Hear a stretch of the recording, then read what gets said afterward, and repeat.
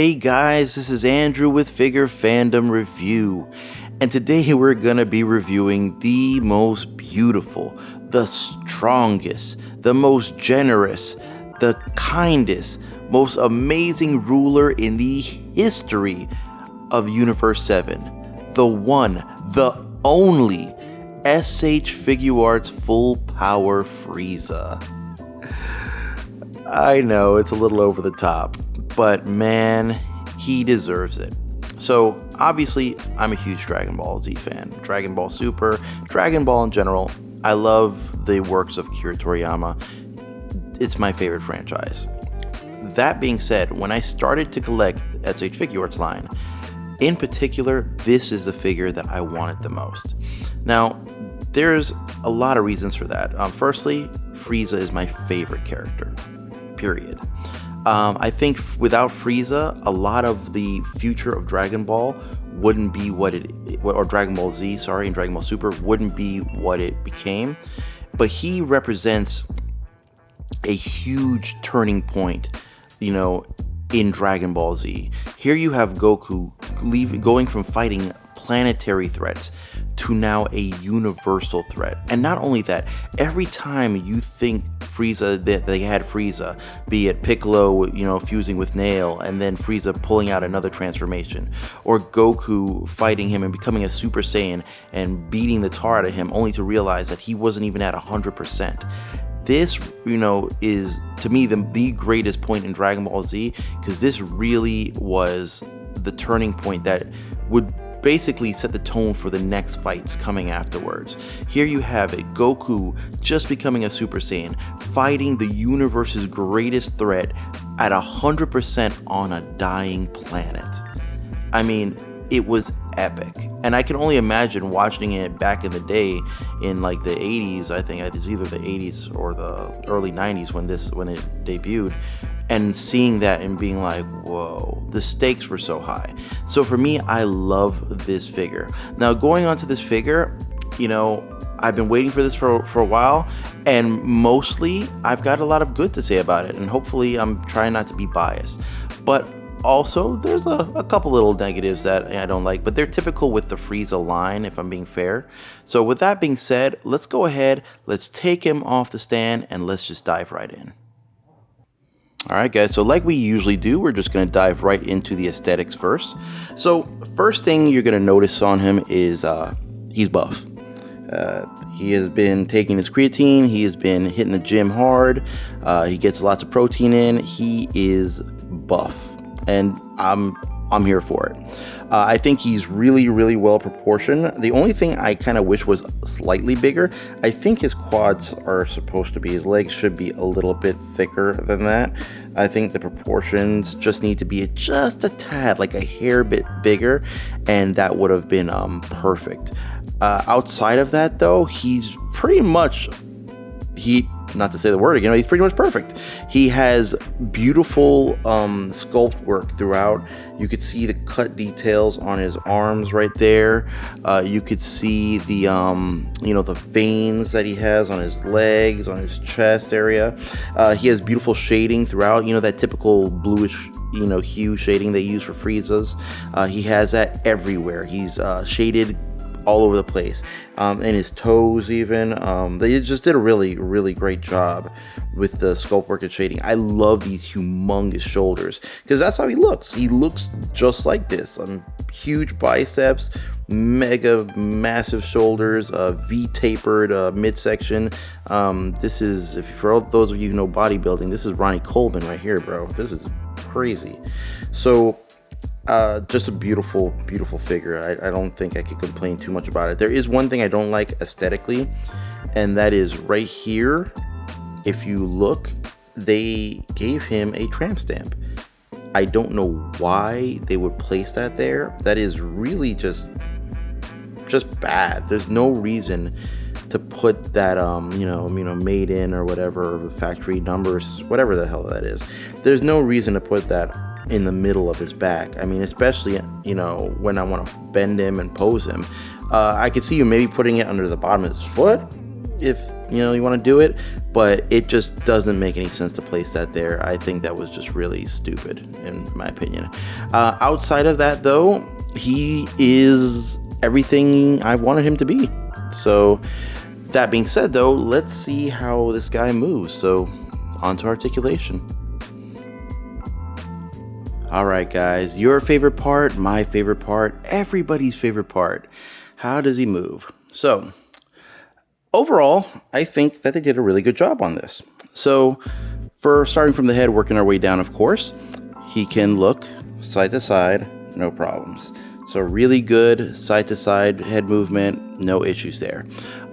He has okay head tilt. Not the greatest, but it still kind of looks good on him, so I'm not going to knock him too much on that. And right there, he can head tilt over to that side. So he's got this really thick neck, and he does get some movement out of it, though, so that is still acceptable. Not the best in the world, but not horrible either. So he's kind of average there. Now, looking down, he can bury his chin into his chest, like, and hide his little chin away. So not bad at all. Very good, actually. I love this neck, man. This neck is huge, man. It's just, this is crazy. He can look back, but the problem is he will want to return back. So he doesn't really look up all too well. He kind of is slightly looking up there, and there's no way to really force it, at least that I found. Also, if you could force it, it will gap considerably, so just be aware of that. Now, moving on, he's got these monstrous shoulders, and how far do they go? They go to about 90. So not much better than that, but still 90 is acceptable. That's where I think, every figure should at least get to. So not bad. I will take it. He does have a bicep swivel right there. So works very well. He does have a double jointed elbow, but he is a little thick in the arms, so it's not going to give you the best range, but it still does get up there and does what it needs to do. For wrists, he does have the standard wrist peg, so he is on a wrist peg right there. So you do get your typical range that you get from SH Figuarts. Nothing crazy, like no no forearm swivel of any kind. He does have a butterfly joint. Now the thing is, the butterfly joint is kind of high, so he can get his arms over. The problem is, generally it's going to cover his face, so you can crisscross arms. So good range, but because he's so thick in the pecs right there, he's not going to be able to do this without covering his face, and that, obviously is going to kind of defeat the purpose of certain poses. So just be aware that that is a thing.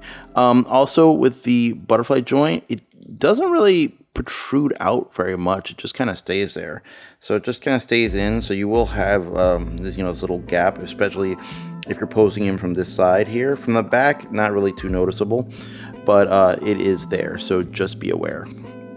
Now for his abdominals, he gets your typical Frieza range, and for those of you who have other Frieza figures, you'll know what I'm talking about. So he can look to either side, right?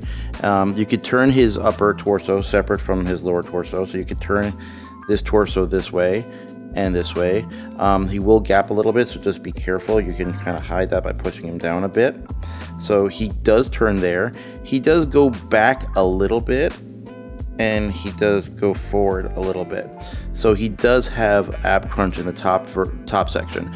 Lower section is very free moving, so that's good. He does again have gapping though, so there will gap right here, and you're just gonna have to be a little bit, when you do pose him, just try to realign and shift everything, and you can hide the gapping, so it's not bad. Again, he does go back an okay amount. Sorry, let me move his hands out of the way. His shoulders are so broad. I apologize. So yes, he does go back an okay amount. And, if you just find that he starts gapping, just, again, adjust his lower girdle, I guess. I don't know what you call that, his crotch area or whatever. Now, going to the legs, he has really good legs. So again, he has this little part here where you have this top lip on his thigh. You can kind of just work it underneath so that you get, posing without any issues. So he does kick out forward pretty well. He does kick back actually very well also, they made this a soft piece right here, so forgive me. So this right here is a soft piece, so you can actually pose him very well straight back with a kick and not have to worry about his leg, being all out to the side and stuff like they usually are. So really, really great job with how they did that. He does have a thigh swivel, so his thigh does swivel here, and it's on a peg, so you can pop the leg out, so just be a little careful with that. He does get a double jointed knee. Sorry, let me do it right here. He does get a double jointed knee that works very well, so good job there. His feet are the weakest part of him in a lot of ways, so these are where you come into the cons of the figure. I don't know what it is, but they just can't seem to get Frieza's feet. Like, I get it, you don't want to make his feet look like clown feet, but they need to do something in making his feet a little bit bigger to balance him, because his tail and his upper body and everything, it's just kind of annoying to balance him at times. So they do need to work on that, because not everybody likes to use a stand, myself included. I do love flight stands, and I think they're awesome. However, I don't necessarily always want to pose my figures with one. So they could do something to make the feet a little bit bigger. For those of you who have the full power, it's full power Broly from Dragon Ball Super, you have that figure, you notice he has some clown feet, but it makes standing him and posing him very easy. So unfortunately, they may have to do that with the feet. The problem I have with the feet also is you don't get a lot of forward range at all. Like, he cannot really, you can't kick too much with it. Like, that's about as far out as it goes, and that's about as far back as it goes. So you don't get a whole lot of range. You get a slight ankle rock to it, I guess, and you could use that in how you kind of make him stand. But if you push it too far, the feet will just pop off. And, nobody likes that. That's annoying to deal with. So I kind of don't like this. They keep using the same kind of technology they use with the other Friezas, and I'm just not a fan of it. I think they should improve that in some way. Overall, though, like I said, majority of it's pretty good. And again, like I said, balancing him isn't the hardest I've seen in a figure, but it just could be better. Now, going to his tail quick, standard tail. There's no movement here in this segment. It's just a peg that pegs in, and you of course can rotate it and move it up and down. So you can get, I guess, a couple variations with it, but it's not going to really give you much, and it's not meant to, because obviously his tail was cut off. So that is it for articulation. Overall, he's pretty solid. Again, the feet do bother me a little bit. I don't know why they can't improve that, some more.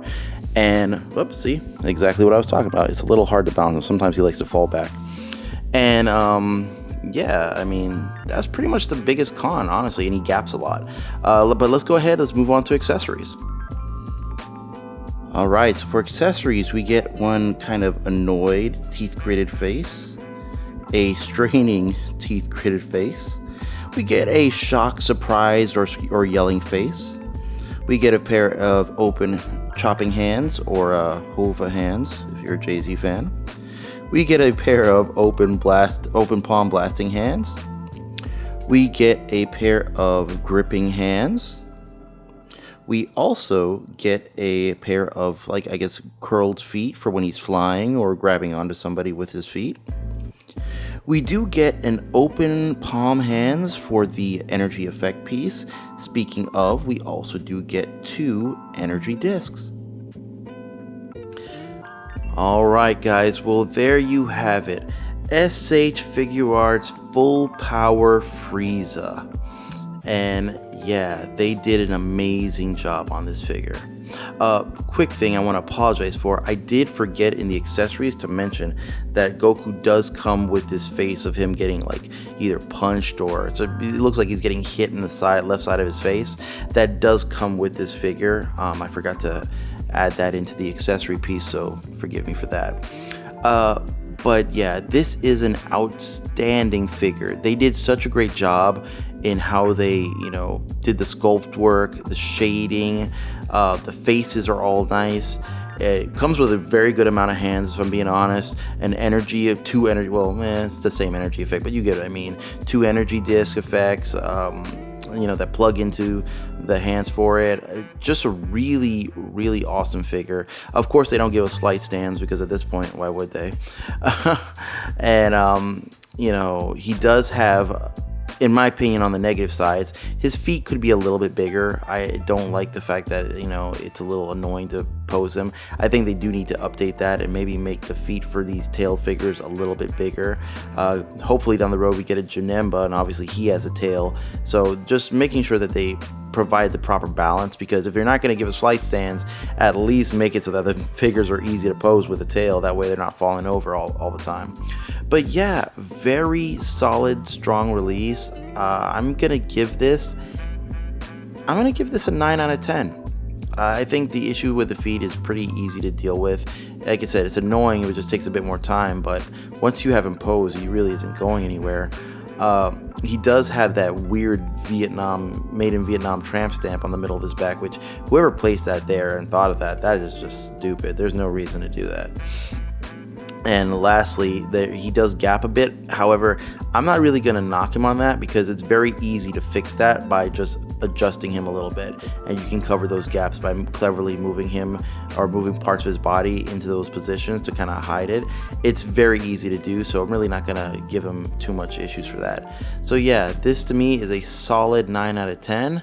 About my hiatus, I just want to apologize, guys. I've been very busy, and I've had really just a lot going on in life that has made it hard for me to make content at the rate that I was before. Hope to change that soon and bring out more content for you. I have a backlog of figures, so just because you haven't seen videos from me doesn't mean I stopped collecting. And might I say, there's a lot of figures that I still have that other reviewers have put out reviews for. I put this one out because this is one of my newest figures, and I know it's something that a lot of people have been, you know, probably wanting to see a review on. Plus, I was excited about it. But I will be doing reviews for some of my backlog stuff. Just a heads up, I do have Rurouni Kenshin that came out. I have the, you know, Tanjiro from Demon Slayer, SH Figuarts, by the way. I've got a couple third-party Tosin art figures that I would like to review for you guys as well. So I'm going to be bringing some more stuff down on the channel. Again, apologize for the long hiatus. But with that being said, if you're new to my channel, please go ahead and subscribe. I do love to communicate with you guys. I love the conversations we have. A lot of you guys have reached out with nothing but love and positivity. You guys are great. So don't be nervous. Don't be shy. Jump on in. Leave a comment. You know, tell me what you think about the figure. Tell me about what figures you're excited about. I like to talk about that stuff with you. So with that being said, guys, as always, please be safe. And again, keep collecting. I'll talk to you guys soon. Later.